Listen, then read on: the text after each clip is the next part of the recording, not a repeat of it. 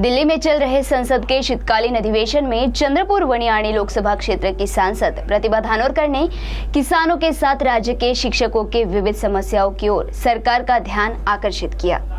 तो ये सुनते हैं इन समस्याओं के संबंध में सांसद प्रतिभा धानोरकर ने विस्तार पूर्वक जानकारी देते हुए क्या मांग की।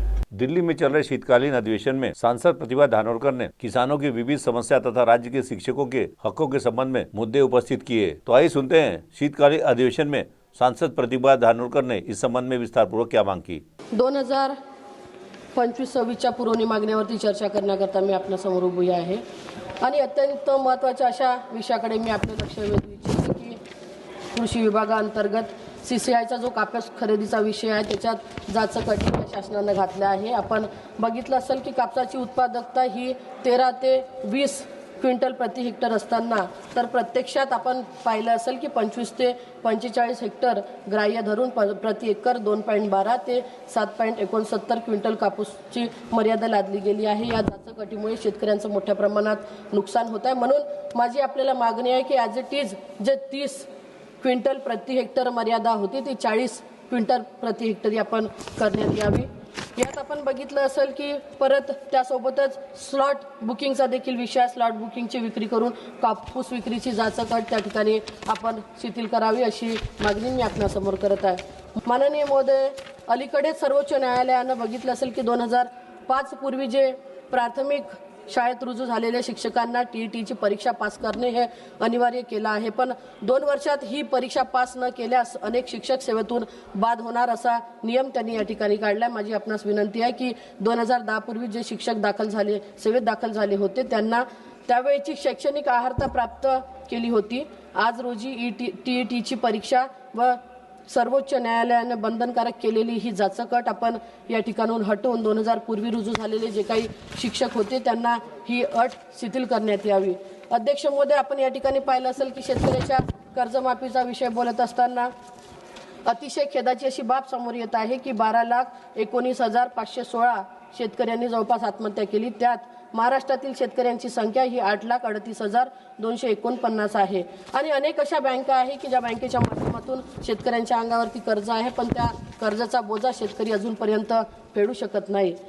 अध्यक्ष महोदय, आपण पाहिलं असेल की पीक विमा 1 रुपयात म्हणून चालू केला। पीक विमा 1 रुपयात फक्त नावापुरता राहिला। आज ऑनलाईन मध्ये जर का पीक विमा करायला गेलं तर जवळपास 1700-1800 रुपये हे पीक विम्याच्या पोर्टलमध्ये शेतकऱ्यांना जात आहे। मग 1 रुपयाच्या नावाखाली पीक विमा आपण जेव्हा गावभर दिंडोरा पिटत आहोत तर खरंच 1 रुपयात पीक विमा शेतकऱ्यांना मिळतो का, याचा देखील विचार आपण या ठिकाणी केला पाहिजे।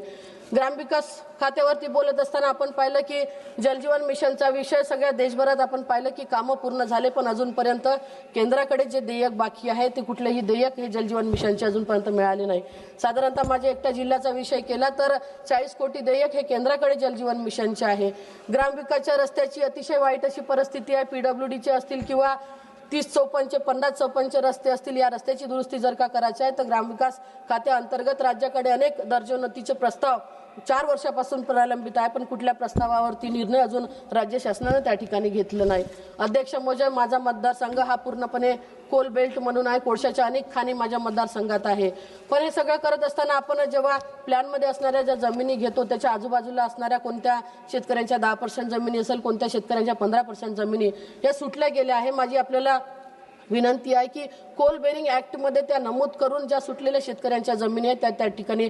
अध्यक्ष महोदय, आयुध निर्माणीचा सगळ्यात मोठा प्रश्न माझ्याकडे आहे। माझे मिस्टर मागच्या वेळेस खासदार होते, त्यांनी हा प्रश्न उचलला आणि जवळपास 53 लोकांचं समायोजन त्या ठिकाणी झालं, पण आजही त्यातले 23 लोक असे शिल्लक आहे की ज्यांच्या सगळ्या प्रक्रिया पूर्ण झाल्या पण अजूनपर्यंत त्यांचं समायोजन त्या ठिकाणी झालं नाही। माझी आपल्या माध्यमातून विनंती आहे की ज्या 23 लोक शिल्लक राहिले त्यांचं देखील समायोजन या ठिकाणी आपण केलं पाहिजे। अध्यक्ष महोदय, जुन्या पेन्शनचा विषय मी आमदार होती तेव्हापासून सतत आम्ही या ठिकाणी घेत आहोत। 2005 पूर्वीचे जे शिक्षक होते अजूनही जुन्या पेन्शनचा विषय त्यांचा केंद्राकडचा अजूनही मार्गी लागला नाही। आपल्या माध्यमातून माझी विनंती आहे की जुन्या पेन्शनचा विषय देखील या ठिकाणी मार्गी लागला पाहिजे।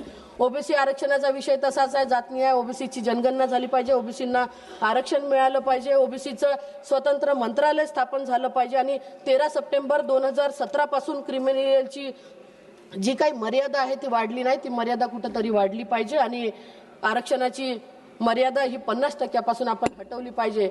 आणि या सगळ्या मागण्या करत असताना अध्यक्ष महोदय, आपण बघितलं असेल की ओबीसीचं आरक्षण हे आमच्यासाठी अत्यंत महत्त्वाचं, स्थानिक स्वराज्य संस्थेच्या ज्या निवडणुका आहे या निवडणुकीला समोर जात असताना आरक्षणाचा विषय जोपर्यंत मार्गी लागणार नाही तोपर्यंत या सगळ्या निवडणुकीला आम्ही समोर जाऊ शकत नाही। अध्यक्ष महोदय, केंद्र सरकारद्वारा सर्व शिक्षा अभियानाअंतर्गत 2007 मध्ये विषय तज्ज्ञ व इतर पदावर अनेक उमेदवारांची नियुक्ती करण्यात आली, परंतु आज तागायत त्या शिक्षकांना शासन सेवेत सामावून घेतले नाही। असे अनेक विषय प्रलंबित आहे की जे केंद्राच्या माध्यमातून आपल्या माध्यमातून मार्गी लागावे अशी विनंती मी आपल्याला करतो। आणि सगळ्यात महत्त्वाचा विषय की शेतकऱ्यांच्या कर्जमाफीचा विषय, जे शेतकरी अनेक वर्षापासून आहे त्यांना कुठेतरी आपण राज्य शासनाला सूचित करून त्यांची संपूर्ण सरसकट कर्जमाफी करावी अशी आपल्याला मी विनंती करत आहे। धन्यवाद अध्यक्ष। सी टीवी के लिए हमारे प्रतिनिधि अमर बुद्धार पावर की रिपोर्ट।